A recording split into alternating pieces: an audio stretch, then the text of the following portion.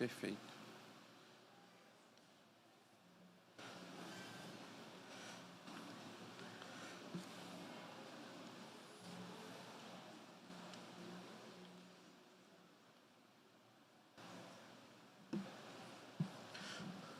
Boa noite a todos.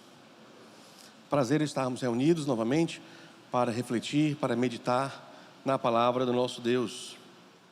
Nós temos trabalhado no livro de Eclesiastes, e Eclesiastes vai falar que a vida debaixo do sol é vaidade. Nós temos aprendido que a palavra vaidade é a palavra hebraica hevel, que na tradução, na nossa tradução portuguesa, em algumas versões é vaidade, em outras versões é sem sentido, também pode significar como algo enigmático, algo absurdo. O fato é que Salomão quer mostrar que a vida debaixo do sol, a vida nessa perspectiva horizontal, muitas vezes nos deixa atormentados, atribulados, sem compreender o que Deus está querendo fazer conosco, que rumo as coisas estão levando. No decorrer do livro de Eclesiastes, Salomão vai falar alguns pontos relacionados especificamente a Deus. E esses pontos são importantes que você preste atenção, porque vão ser os pilares no qual ele está nos ensinando como viver debaixo do sol, certo? Então, nós vimos isso no capítulo 2, quando a gente compreendeu que para viver bem neste mundo, nós temos que aprender a desfrutar dos prazeres, tendo Deus como centro, né? Sem Deus, Salomão vai dizer, a parte de Deus, ou sem Deus, é impossível você desfrutar das coisas boas deste mundo. Então, aí Salomão já está dando uma primeira dica de como viver debaixo do sol. No capítulo 3, nós vimos uma outra dica que Salomão dá. Ele diz, Deus tem um plano, e no plano dele, tudo tem o seu tempo determinado. Aprenda a aceitar e a receber o plano de Deus, e isso vai fazer com que você viva bem. E hoje, no capítulo 5, Salomão vai nos direcionar novamente para como viver bem debaixo do sol, e ele vai colocar isso de uma perspectiva muito direta no que diz respeito ao seu relacionamento com Deus. Ou seja, a ideia é, você precisa ter um relacionamento com Deus verdadeiro. Salomão vai chamar a atenção da gente para parar de fingir que tem um relacionamento com Deus e realmente abraçar a Deus de corpo e alma, ou se você usar a linguagem de João, em espírito e em verdade. Então é isso que nós vamos aprender hoje no capítulo 5, do versículo 1 até o versículo 7. Deixa-me ler então para você o versículo 1 e aí nós vamos orar. Guarde o pé quando você entrar na casa de Deus. Chegar-se para ouvir é melhor do que oferecer um sacrifício de tolos que fazem o mal sem se dar conta. Vamos orar. Senhor Deus, amado Pai, nós agradecemos a Ti pela Tua bondade, pela Tua palavra que nos ensina a viver num mundo tão difícil. Abre nossos corações, nossas mentes e tira de nós qualquer coisa que venha nos distrair. Essa é a nossa oração em nome de Jesus. Amém. Então a primeira coisa que você precisa aprender para ter um relacionamento correto com Deus, à luz de Eclesiastes 5 a 7, é aprender a ser reverente. Já preguei sobre reverência aqui na igreja, né? Era uma época que a igreja parecia mais uma feira, né? Uma lanchonete, todo mundo abrindo coisas e comendo maçã, comendo... Melhoramos, né? O nosso culto, está mais reverente. Ainda não chegamos no ideal, né? Mas estamos caminhando, isso é bom. Salomão vai nos ajudar ainda mais no que diz respeito a uma perspectiva de culto reverente, certo? Então é importante que você entenda o que ele está dizendo aqui, diz respeito ao culto congregacional. Obviamente ele vai falar do culto do Antigo Testamento, que se realizava no templo. Então quando ele diz, guarde o teu pé quando você entrar na casa de Deus, aqui, casa de Deus se refere ao templo. O templo não existe mais, certo? E no Novo Testamento, nós somos o templo. Contudo, o lugar, ou melhor dizendo, este momento, esta reunião, esta assembleia dos santos, é algo sagrado, certo? Não o prédio, né? No Antigo Testamento era o prédio, mas agora, na atual dispensação, essa reunião é sagrada. O apóstolo Paulo vai dizer que os anjos assistem ao culto. Ele também afirma que a igreja manifesta a multiforme sabedoria de Deus nas regiões celestiais. Ou seja, o que é ensinado aqui ecoa nas regiões celestiais. Parece estranho, mas a ideia é que até os anjos estão aprendendo sobre a graça de Deus por meio da pregação do Evangelho. Então, o culto é sagrado. Este momento, esta reunião é sagrada, é solene, é assim que ela deve ser entendida, certo? Por isso, a primeira coisa que Salomão vai dizer é: guarda o pé. Nós poderíamos dizer assim: guarda o teu pé, ou então toma cuidado, ou prepara-te de forma correta quando você chegar para cultuar a Deus ali com seus irmãos na Manaim, certo? A ideia de preparação, de pensar, para onde eu estou indo? Eu estou saindo de casa, para onde eu estou indo? O que é que eu vou fazer ali? Pensar bem, tomar cuidado, porque eu estou indo para uma reunião que é sagrada, entendeu? Eu me lembro, quando eu era católico, toda vez que a gente entrava na igreja católica, a gente se ajoelhava e fazia o sinal da cruz, né? Em reverência ao templo, né? Porque a igreja, a perspectiva católica, o prédio é sagrado, certo? O catolicismo bebe muito do Antigo Testamento nesse sentido. Eles acreditam que as catedrais são sagradas, que as construções são sagradas. Esse não é o ensino do Novo Testamento, mas este momento nosso é sagrado. Contudo, nós não o entendemos, nós não vemos esse momento normalmente como sagrado. Por quê?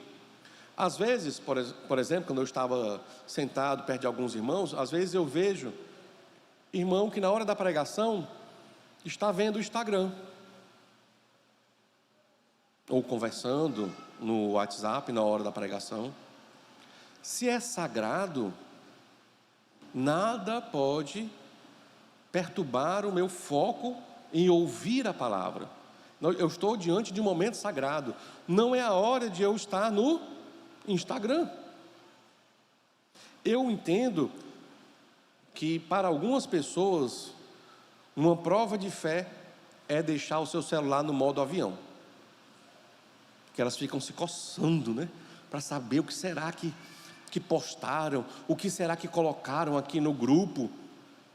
Você vai começar um momento sagrado.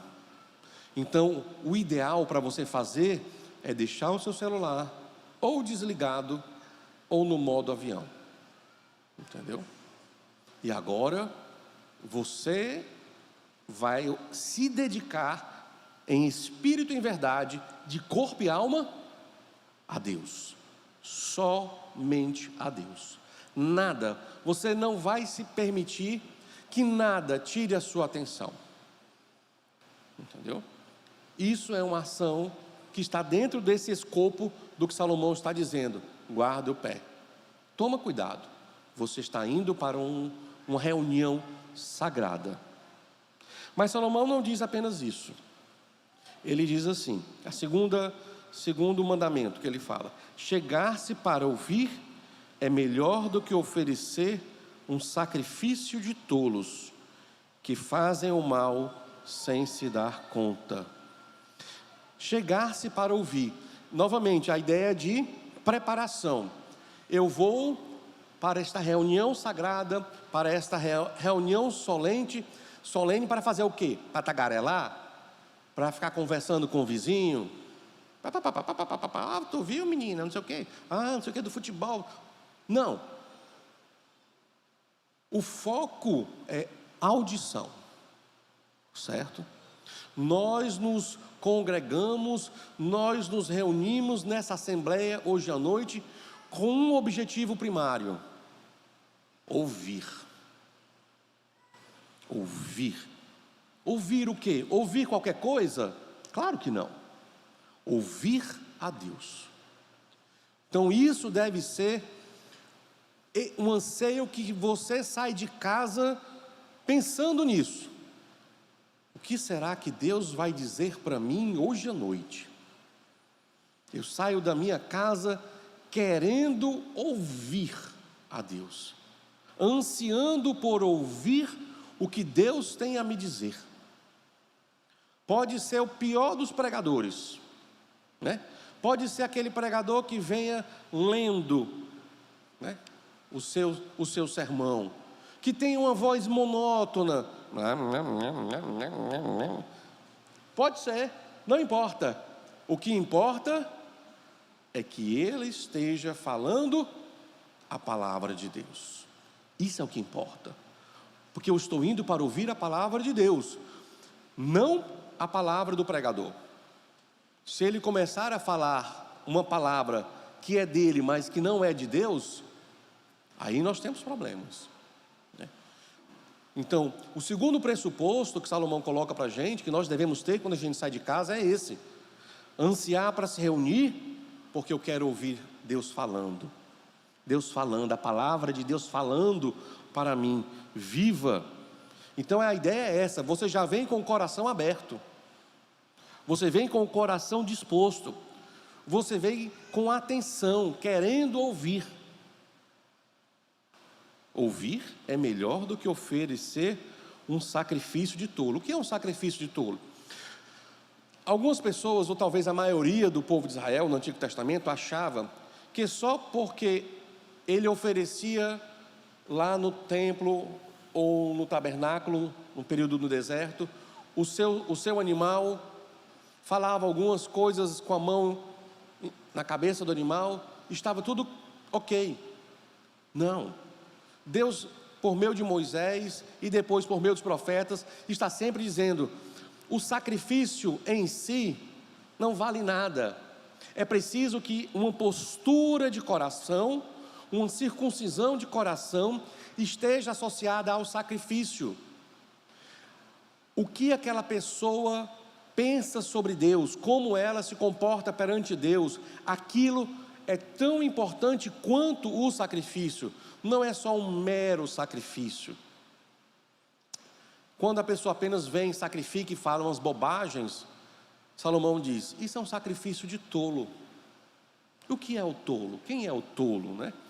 O tolo é aquele que despreza a sabedoria. O tolo é aquela pessoa que tem problemas espirituais graves, porque se recusa a viver com base na sabedoria. O tolo, ele se acha inteligente. Provérbios fala que se ele ficar com a boca fechada, ele até consegue disfarçar, mas na hora que ele abre a boca, todo mundo sabe que ele é tolo. Ele é tão tolo que ele se gaba da sua tolice, e é justamente o que ele diz. Ele é tão tolo que ele não consegue nem perceber o mal que está fazendo para ele mesmo. Sacrifício de tolos, que fazem o mal sem se dar conta. Entendeu? Então, quando você vem para o culto, que é um momento sagrado, e você vem sem a postura correta de reverência a Deus, de ouvir a palavra de Deus, e você fica só conversando, né? Ou então no Instagram, você está se comportando como um tolo. Você não consegue nem perceber o mal que você está fazendo para si mesmo. Você nem se dá conta do que você está trazendo para a sua vida. Só para você perceber o quão tolo talvez você está sendo. A nossa atitude deve ser a mesma atitude de Maria, irmã de Marta, quando Jesus chega na casa deles, e ela senta lá aos pés de Jesus e fica lá ouvindo Jesus falar. Deve ser maravilhoso. Mas Marta não tinha a mesma postura de Maria. Marta preferia ficar limpando a casa. Tudo bem que limpar a casa é algo importante, mas Jesus está ali pregando. Eu vou perder a chance de ficar aos pés de Jesus ouvindo a pregação, e em vez disso eu vou ficar limpando a casa? O próprio Jesus disse: Marta, Maria escolheu a melhor parte. É esse o ponto. Às vezes nós estamos escolhendo a pior parte. Qual é a pior parte? É perder a palavra de Deus e ficar olhando o celular. Maria, ela escolheu a melhor parte. Ficou ali sentada aos pés, olhando para Jesus, vendo Jesus pregar. Essa deve ser a postura do crente. Chega para o culto e escolhe a melhor parte. Ouvir a palavra de Deus, estar com o coração aberto para a palavra de Deus. O pastor está pregando e ele fica com aquilo na mente, ruminando na mente a palavra de Deus, trazendo a palavra de Deus, abraçando a palavra de Deus no seu coração. E isso é escolher a melhor parte. Quando Jesus começa a pregar um discurso mais duro, segundo o Evangelho de João, muitos discípulos abandonam Jesus. Aí Jesus olha para os seus discípulos, o grupo mais seleto, os 12, e diz: vocês também não querem ir me abandonar? E Pedro diz: para onde nós iremos? Só tu tens as palavras da vida eterna. Entendeu? Essa é a postura. Essa é a preparação que se espera quando se vai para o culto. Veja no versículo 2, ele diz mais: que a sua boca não se precipite, nem se apresse o seu coração em pronunciar uma palavra diante de Deus. Porque Deus está no céu e você aqui na terra. Portanto, sejam poucas as suas palavras. Então nós temos aqui um terceiro mandamento: não se apresse em falar diante de Deus. Entendeu? Não se apresse. Estamos aqui num momento de culto público, não é aquele momento onde você vai chegar no seu quarto e falar com Deus. Não é isso. É um culto público, né? A ideia é que nesse momento de culto público, vá mais para ouvir. Nada de orações precipitadas, nada de orações apressadas. Entendeu? Às vezes essas orações, muitas vezes apressadas, ou precipitadas, ou cheias de um floreamento, um tanto quanto artificial, elas acabam desonrando a Deus. É o que Jesus fala no Sermão do Monte, capítulo 5, 6 e 7, quando ele diz: olha, os fariseus são um tipo de gente que eles gostam daquelas orações muito floreadas e tal, que chamam a atenção mais para eles do que para Deus. Então Salomão está dizendo: seja tardio no falar, principalmente em falar com Deus. Não confunda a intimidade com Deus com falta de reverência a Deus. Nós devemos ser íntimos de Deus, sim, mas jamais devemos ser irreverentes. Então, às vezes, pessoas são irreverentes nas suas orações, falam com Deus de uma forma que não se fala com o Senhor Todo-Poderoso. É o nosso Criador, é o nosso Pai, é o nosso Deus. Devemos nos dirigir a Ele com todo respeito e reverência, certo? Então, muito cuidado quando você se dirige a Deus. Tenha sempre um espírito de reverência. Você não está falando com um qualquer, você não está falando com um Joãozinho ali, o conhecido da esquina. Você está se dirigindo ao Criador do universo, ao Pai Celestial. Então isso é muito importante. Salomão está nos ensinando a maneira correta de nos aproximar de Deus. E ele vai dizer: sejam poucas as tuas palavras.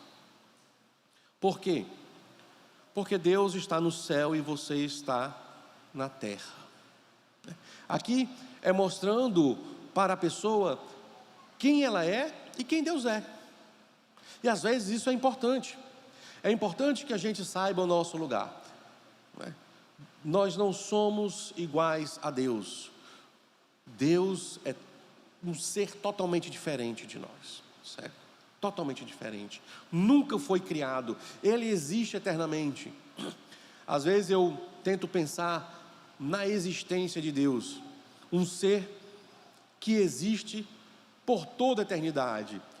Não sei o que acontece na sua mente, mas a minha mente, ela entra um certo colapso, porque ela não foi feita para tentar discernir essa realidade. Como pode existir alguém que sempre existiu? A minha mente, ela foi criada para pensar que tudo teve um começo. Só que Deus não teve começo. E aí a mente, trava, né? Às vezes, para poder destravar, precisa de um reset, né? Para poder voltar a funcionar de forma normal. E aí Salomão está dizendo: Deus está no céu, você na terra. Você não pensa da mesma forma que Deus. Você não consegue raciocinar da mesma forma que Deus. Por isso que você deve ter uma perspectiva mais humilde acerca de si mesmo e uma perspectiva mais reverente acerca de seu Deus. Isso deve fazer você olhar para a palavra de Deus como algo de muito valor e não desprezá-la durante a semana. Na palavra de Deus, Deus fala. Aqui você tem a mente de Deus escrita, os raciocínios de Deus, a mentalidade, o que Ele considera importante, a opinião, escrito para nós, na nossa língua. A Bíblia, quando você estuda a história dos livros antigos, a Bíblia é um verdadeiro milagre. Ela só existe porque ela realmente é a palavra de Deus, entendeu? Ela tinha tudo para nunca ter existido, porque durante toda a história do povo de Deus, Satanás tem perseguido esse livro, tem feito de tudo para destruí-lo, mas ele se mantém até hoje como uma palavra inerrante de Deus. Os raciocínios, a lógica de Deus, está tudo aqui. Então, o crente, como alguém reverente, que considera Deus esse ser superior, vai valorizar a sua palavra. Mas não apenas isso: sejam poucas as tuas palavras, porque ele vai dizer: no muito falar, você tem palavras tolas. E isso vem também de Provérbios. Provérbios constantemente está dizendo: fala menos. Quem fala demais, peca mais. Quem fala demais, apresenta mais tolice ao mundo. Tiago já diz para a gente: seja pronto para ouvir, tardio para falar. Fale menos, ouça mais. Entendeu? Quando falamos menos, pecamos menos, né? Exibimos menos a nossa tolice. Então, no nosso relacionamento com Deus, reverência é fundamental. Principalmente essa reverência de culto, entendeu? Essa reverência de culto. Eu não posso sondar o coração de você, o seu coração. Você que deve sondá-lo agora. Qual foi a postura que você veio para a igreja? O encontro social? Eu vou lá porque eu quero encontrar meus amigos e tal. Eu vou lá porque é um ótimo lugar para encontrar um namorado, uma namorada, né? Eu ando meio sozinho. O culto é um momento sagrado. E o encontro é com Deus Todo-Poderoso. Esse deve ser o nosso objetivo. Mas não apenas isso. Outra maneira de se relacionar com Deus é aprendendo a manter a sua palavra. Versículo 4 até o versículo 7. Quando você fizer algum voto a Deus, não demore a cumpri-lo, pois Ele não se agrada de tolos. Cumpra o voto que você faz.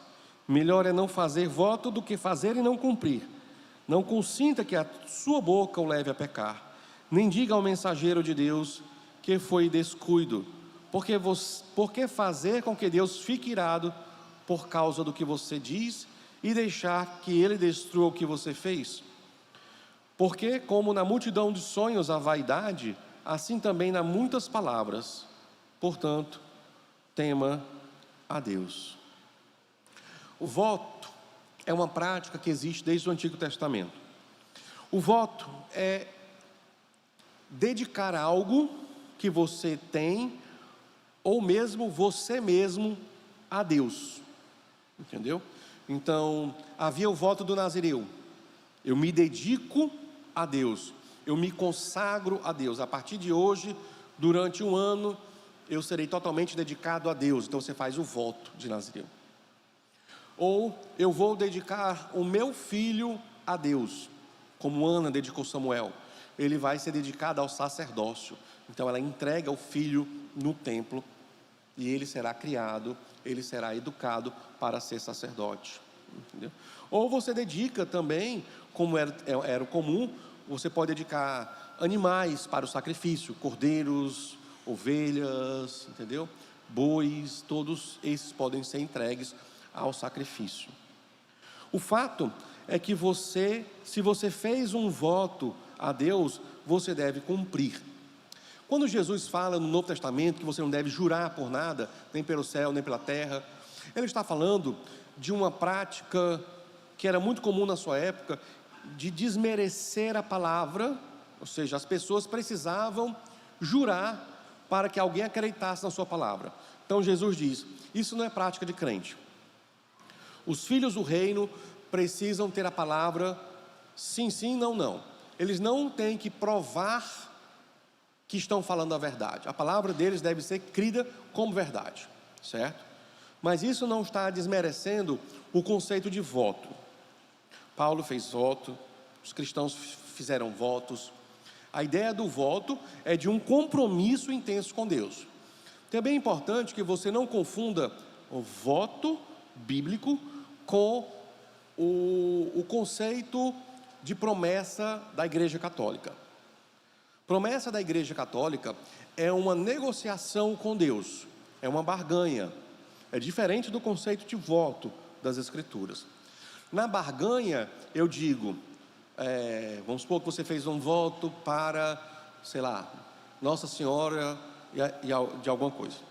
Aí você diz para ela, olha, eu construo a igreja, a sua igreja, que eu sei que o padre falou que está precisando de dinheiro e tudo, então eu assumo tudo, construo, se você me der isso que eu quero. O que é que você quer? Vamos supor, eu quero um filho, me dê um filho e eu te dou isso. É uma barganha, entendeu? Então a santa se vê obrigada a te dar algo e você dar algo por ela. O voto no Antigo Testamento não era essa noção de barganha, era a noção de súplica. É diferente, certo? Não é uma negociação. É tanto que no conceito católico, se o santo que você barganhou né, não estiver cumprindo a parte dele, você bota ele de cabeça para baixo. Tem uns que você mergulha no copo d'água, né, para fazer ele sofrer. Ah, seu danadinho, você não cumpriu a sua parte, pois agora você vai sofrer, né? O conceito do Antigo Testamento é diferente. É de um servo que suplica a Deus algo, ou mesmo que quer se dedicar, quer ter uma intimidade maior com Deus e faz um voto com Deus, que é no caso o voto do Nazireu, certo?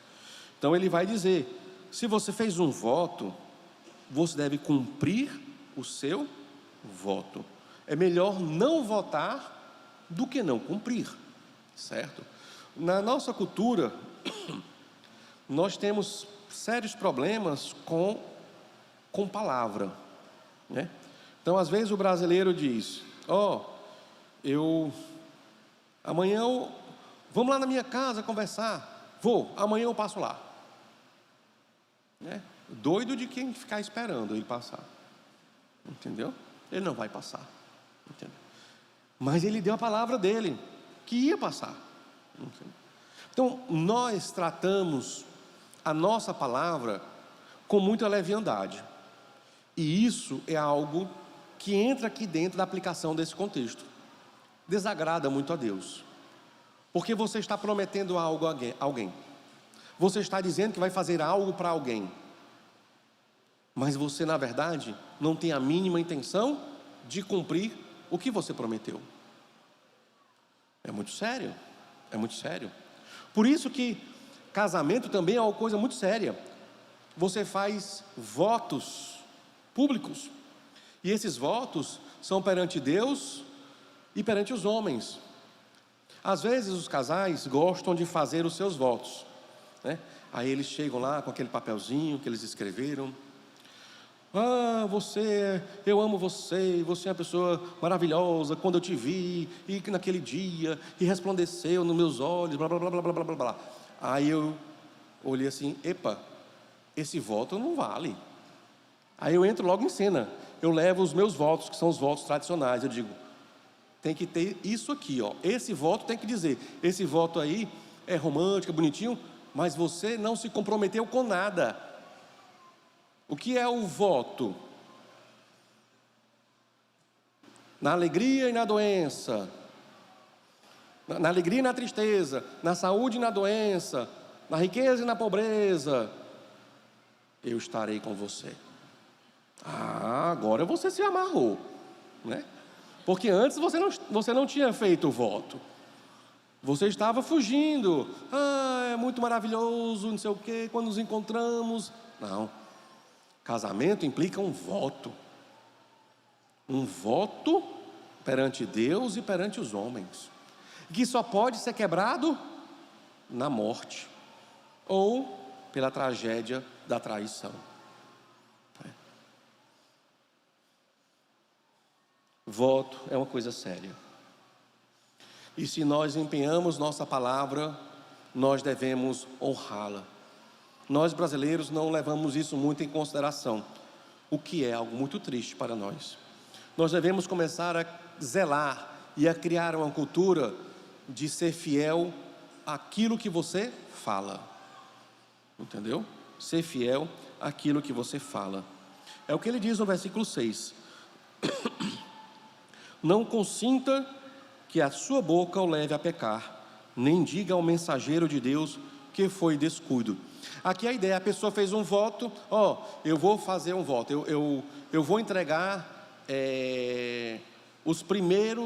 toda a primeira cria dos meus carneiros para o templo. Aí o sacerdote, vai lá pegar a cria do Valbert, que já está na época. Aí ele manda o sacerdote, o mensageiro, ele vai lá, chega lá: seu Valbert, vim buscar a cria dos carneiros. Aí para quê?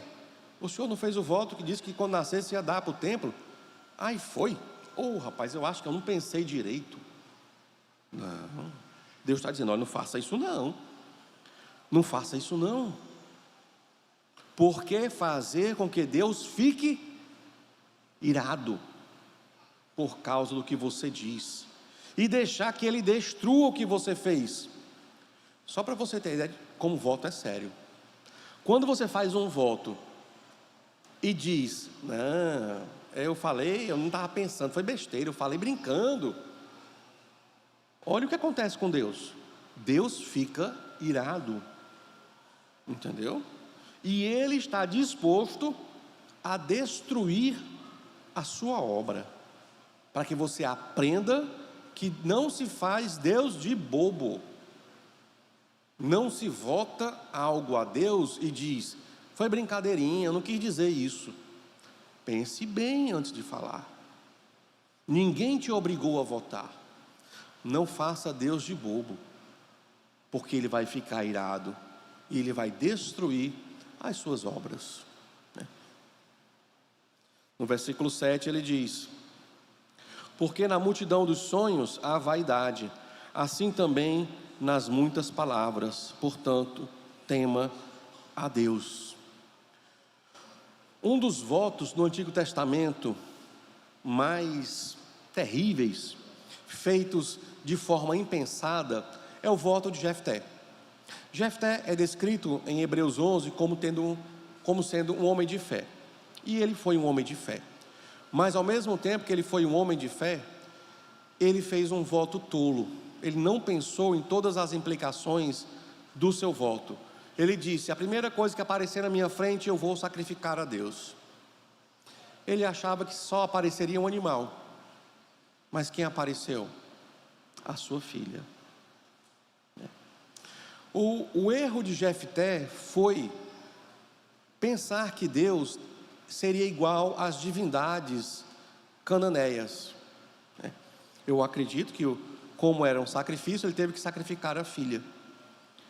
Mas o próprio Pentateuco anula automaticamente o voto de Jefté. Por quê? Porque você não pode votar algo que é pecado. Não pode. Sacrifício estava na lei. Sacrifício humano é pecado. Deus não pede, Deus repudia. Então, na hora que eu voto algo, e isso implica em quebrar a lei de Deus, esse voto, ele é automaticamente anulado. Deus não se agrada de um voto, Deus não aceita um voto que é pecado em si. Entendeu? Mas Jefté mostra um total desconhecimento da lei de Deus. Entendeu? Por ele viver na época de Juízes, não sei se vocês já leram o livro de Juízes, mas o livro de Juízes tem alguns versículos que mostram qual era a mentalidade daquela época. Cada um fazia o que achava mais certo. Essa era a época de Juízes. Então não apareceu ninguém para dizer para Jefté, pare, você está pecando, não faça nada, não mate sua filha. Ora, Jefté era o juiz, entendeu? Jefté é que era para impedir as coisas erradas. Então, era uma época muito triste na história de Israel. O voto é uma coisa que tem que ser feito bem pensado. E aí, Salomão, ele encerra a questão dizendo o seguinte: tema a Deus. Tema a Deus. Você quer aprender a viver bem neste mundo? Tema a Deus. Essa pode ser uma expressão um tanto quanto vaga. Então, eu vou destrinchar em 6 práticas o que seria temer a Deus, para que você não saia daqui com nenhuma dúvida. O que é temer a Deus? Primeira coisa, temer a Deus é confiar em Deus completamente. Confiança faz parte do conceito de temor a Deus. Se você não confia em Deus plenamente, você não teme a Deus. Entendeu? Segunda coisa, experimentar o perdão de Deus. Aprender a viver como um pecador que foi perdoado.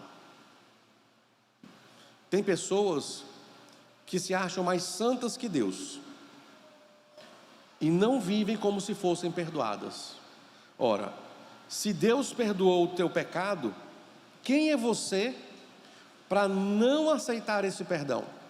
É quase uma insolência, é quase uma blasfêmia você insistir em que eu não me sinto perdoado. Não importa, Jesus Cristo deixou muito claro que Ele morreu pelos nossos pecados. Você foi perdoado, entendeu? Não amontoe pecado sobre pecado na sua vida, insistindo em que você não se sente perdoado. Então, terceira coisa, deleite-se sinceramente e totalmente no Senhor. Ter prazer em Deus, temer a Deus envolve isso. Ter prazer no seu Deus, ter prazer em ler as Escrituras, ter prazer em ter um momento a sós com Deus. Eu agora quero ter um momento para conversar com meu Deus, eu tenho que conversar com meu Deus. Ter prazer nesses momentos, entendeu? Preferir conversar com Deus do que estar numa rede social, do que talvez jogar videogame, ou do que assistir televisão. Temer a Deus implica em ter prazer em estar com Deus. Quarta coisa, obedecer a palavra de Deus. Jesus deixa isso muito claro. Amar a Deus é comprovado por meio de obedecer o que Deus diz. Entendeu? Então, obedecer a palavra de Deus. A palavra de Deus, o que ela fala é a regra de prática, de vida, de fé, de crença para mim. Então, quando eu obedeço a palavra de Deus, quando eu me submeto à palavra de Deus, eu estou mostrando que eu temo a Deus. Entendeu? Que eu temo a Deus. Quando eu desprezo o que a palavra diz, eu estou deixando bem claro que eu não tenho temor a Deus. Quinto lugar, sinceramente e consistentemente odiar o mal. Temer a Deus é odiar aquilo que Ele odeia e amar aquilo que Ele ama. Quando o crente começa a se alegrar com determinadas coisas neste mundo, que entram na categoria de malignidade, ele não teme a Deus. Ele não teme a Deus. E por último, ter esperança no amor, na misericórdia e na graça de Deus. O crente não pode ser alguém que não acredita neste amor, que perdeu as esperanças. Eu não acredito mais em Deus, eu perdi a esperança. Então você não teme a Deus, obviamente. O crente é alguém que está insistindo nessa esperança, porque as misericórdias do Senhor se renovam a cada dia. A cada dia nós temos a graça daquele dia. Jesus diz: olha, eu não preciso se preocupar com amanhã. Amanhã tem os problemas do amanhã. Hoje você deve aprender a viver com a graça que te foi dada para viver hoje. Então aprenda a esperar a graça de Deus para cada dia. É como no deserto, quando Moisés diz para o povo: você vai receber o maná diariamente, não armazena para o dia seguinte. Confia em Deus, confia, e aprende a ver as maravilhas que é confiar em Deus. Entendeu? Quero encerrar lembrando a você: pare de fingir que é crente. Ou você é crente ou você não é crente. Vir para o culto só para assistir, só para estar sentado e ir embora, e isso não significa nada na tua vida, não faz de você um crente. Você está se enganando, você está arruinando a sua vida. Esse tipo de religião arruína a vida de qualquer pessoa, porque faz ela pensar que vai para o céu, mas ela não vai. Ela vai para o inferno. Ela vai para o inferno. Então não se engane. Se você não teme a Deus, se você não tem reverência a Deus, se você não está comprometido com Deus, você não é crente. você não vai para o céu. Você está envolto numa religião vazia, que está arruinando a sua vida, fazendo você se enganar, mentindo para você, como se Satanás dissesse para você: não, você é crente, você vai para o céu. Não precisa ter essas coisas que o pastor está dizendo que é para ter, não. Muito cuidado, muito cuidado. Se você vem todo domingo para este momento de culto, venha de corpo e alma, venha em espírito e em verdade, venha para se entregar a Deus, venha para ouvir tudo o que Deus tem a dizer para você, e está disposto a se comprometer e a fazer exatamente o que a palavra de Deus diz que é para ser feito. É isso que Deus espera de nós, é isso que é temer a Deus. Vamos orar. Senhor Deus, amado Pai, nós agradecemos a Ti pela Tua palavra. Pedimos que hoje à noite Teu Espírito Santo esteja agindo no coração de todos nós, nos fazendo reconhecer nossos erros e nos colocando em nosso lugar, nos fazendo ser crentes realmente tementes a Ti. Essa é a nossa oração, em nome de Jesus. Amém.